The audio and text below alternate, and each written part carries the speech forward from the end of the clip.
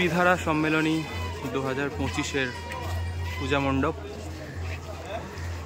আর ভেতরে ঢুকতেই যে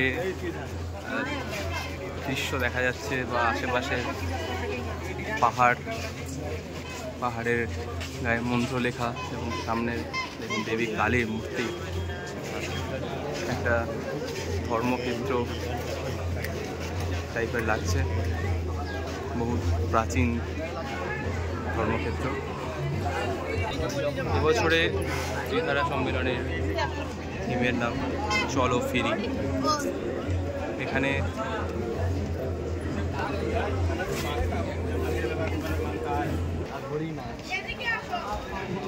ফার্স্ট ফেজে আমরা মা কালীকে দেখলাম এবং সেকেন্ড ফেজে যখন ঢুকছি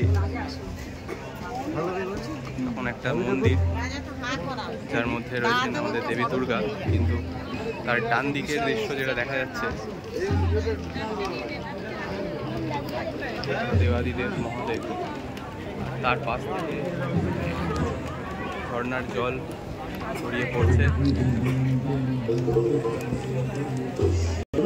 নিচে মাছ,